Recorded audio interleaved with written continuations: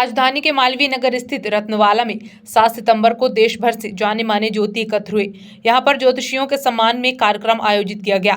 विद्वानों ने ज्योतिष विद्या पर विचार रखे और जीवन में ज्योतिष राशियों और रत्नों के राशियों पर पड़ने वाले प्रभाव के बारे में जानकारी दी। ज्योतिषियों के सम्मान का कार्यक्रम ज्योतिषाचार्य कृपाराम उपाध्याय और रत्नवाला के संचालक प्रतीश बिहारी सक्सेना द्वारा किया गया। इस अवसर पर कृपाराम उपाध्याय ने कहा कि कार्यक्रम में पूरे देश भर से ज्योति आए हुए हैं और यह विशेष रूप से ज्योतिष सम्मेलन था। कार्यक्रम में ज्योतिष के छिपे तथ्यों को लोगों के सामने लाना मुख्य उद्देश्य था। उपाध्याय ने कहा कि ज्योतिष वैज्ञानिक तौर पर भी जनता के लिए उपयोगी है। ज्योतिष मानव जीवन पर कई तरीके के असर डालता है। ज्योतिष का एक वैज्ञानिक आधार है। उन्होंने कहा कि जब बच्चा पहली बार गर्भ के बाहर आता है तो उसमें प्रकाश कुंज की कमी होती है। उसी को पूरा करने के लिए रत्न पहनाए जाते हैं। रत्न प्रिज्म की तरह होते हैं, उसी से रत्न का उपयोग होता है। रत्न के प्रभाव को समझना ही ज्योतिष विज्ञान है। ज्योतिष में भी करियर बनाने के अवसर रतनवाला के डायरेक्टर प्रतीश सक्सेना ने कहा कि लोग ज्योतिष को सेवा के रूप में देखते हैं, लेकिन मैं ज्योतिष को प्रोफेशन के रूप में देखता हूं। मैं चाहता हूं कि लोग इसमें भी करियर बना सके और ज्योतिष आजीविका का साधन बने तथा इस विद्या का लाभ लोगों को पहुंचाया जा सके।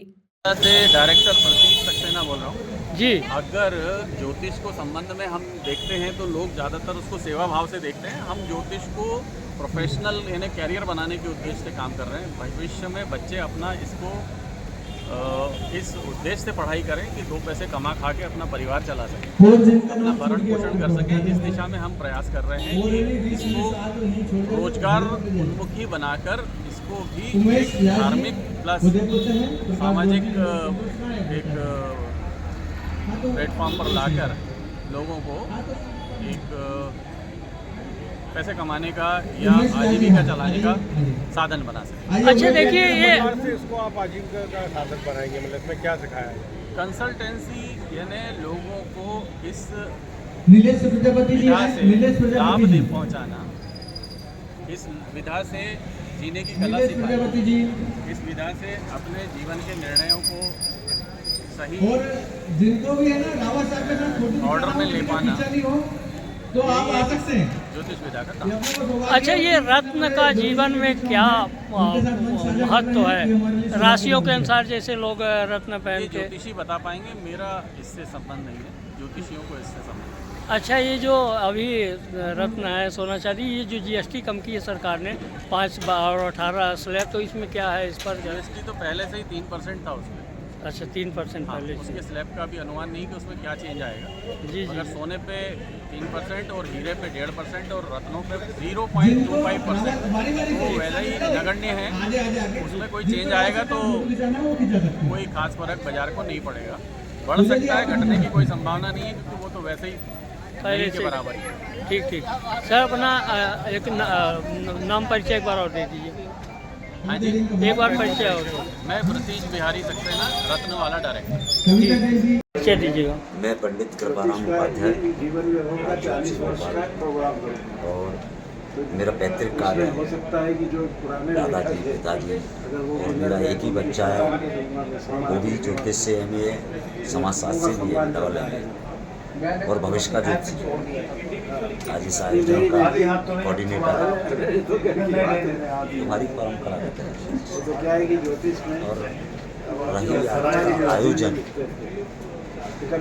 ऐसा शायद मुझे नहीं लगता कि भारत का कोई प्लांट छूटा है जहाँ से इसमें ज्योतिषी नहीं आए, और ज्योतिषी नहीं आए, बल्कि ये मानिए कि 30, 35, 40 साल के मैं सम्मेलन करता रहा हूँ। 450 से ऐसे कार्यक्रम ज़्यादा मैं अटेंड कर चुका हूँ। चुनिंदा विद्वान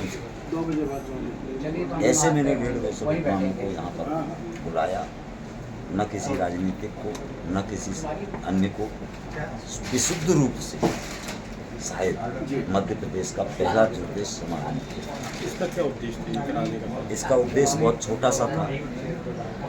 एक तो जो वाकई चुनिंदा विद्वान है, एक गांव में विद्वान है मेरी नज़र में, वो इतना परफेक्ट है, लेकिन वो जानता ही नहीं मीडिया क्या है, वो जानता ही नहीं सिटी क्या है, वो जानता नहीं कि ये माहौल क्या है। तो उसे समाज के सामने लाना एक। दूसरा ये करना कि वो विद्वान आए, जनता उसे पहचाने, वो जनता को पहचाने, उस विद्वान की ख्याति बढ़े और जनता को एक अच्छा विद्वान ज्योतिष का, तंत्र का या इन विधाओं का मिले। अच्छा गुरु जी, विद्वान लोग बहुत आए हैं, लेकिन किन चीज़ों पर मंथन हुआ, क्या आज चर्चाएं हुई इस पर? राजनीतिक प्रतिबंध था, कोई राजनीतिक भविष्यवाणी नहीं, कोई राजनीतिक चर्चा नहीं और कोई राजनीतिक व्यक्ति नहीं हमारे कार्यक्रम में। दूसरी चीज मंथन सिर्फ इस बात पर हुआ कि ज्योतिष को आधुनिक विज्ञान के तरीके से कैसे मानव के उपयोग में लाया जाए। हम ज्योतिष को और अच्छे तरीके से कैसे प्रस्तुत करें कि वो साइंटिफिक तौर पर सामने आए और उसकी जनता को लाभ। ज्योतिष की विद्या से किस तरीके के लाभ मनुष्य के जीवन में? जनवरी तक नहीं होता तो जुलाई के बाद असर, मतलब क्या असर पड़ता है जी?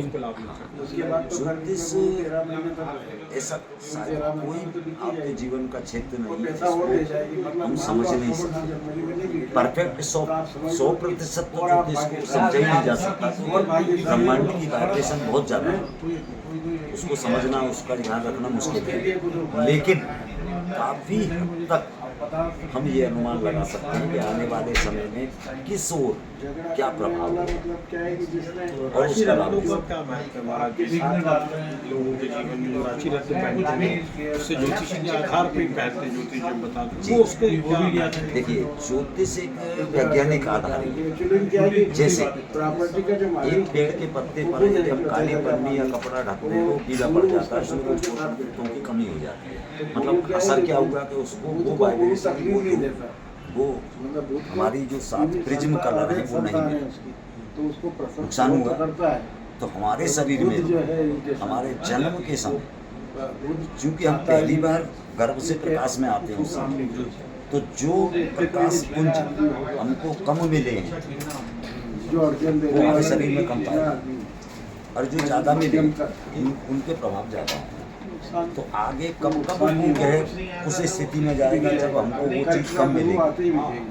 तो एक तो जन्म से कम है और एक और कम मिलने लगी, तो निश्चित है उसका साइड इफेक्ट जो कम होने से है वो होगा, ये आता है।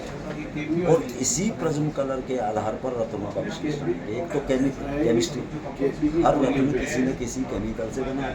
हर केमिकल का एक दूसरे केमिकल के संपर्क में आने पर कोई क्रिया होती है साइंटिफिक, तो उस केमिकल के हमारे शरीर से संपर्क में आने पर क्रिया होती है। दूसरा उसका कलर, निश्चित ही वो हम पर एक प्रभाव डालता है। इस प्रभाव को समझने का विज्ञान है।